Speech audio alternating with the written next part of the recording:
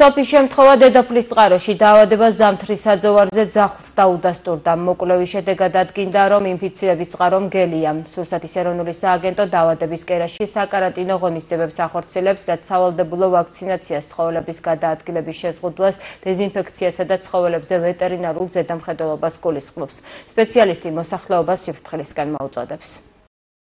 სოფი არის განსაკუთრებით საშიში ვირუსული ინფექცია, რომელიც გადადის დაავადებული ცხოველისგან დაკბენის, დადორბლის ან დაკაწვის შემთხვევაში. ზიანდება ცენტრალური ნერვული სისტემა ამ დაავადების განვითარების შემდეგ და სიკვდილით თავდება. ამდენად არის საშიში სიცოცხლისთვის.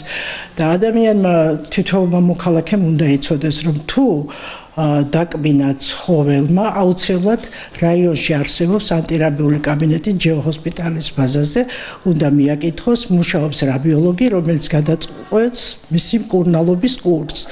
რაც შეეხება თვითონ დაავადებას, სიმპტომები მაშინვე არ ვლინდება, დაკბენისთანავე უნდა მიაკითხოს ადამიანმა და სიმპტომების გამოვლენა შეიძლება მოხდეს, ინკუბაციური პერიოდი დიდი აქვს ამ დაავადებას 10-დან 1 წლამდე შეიძლება.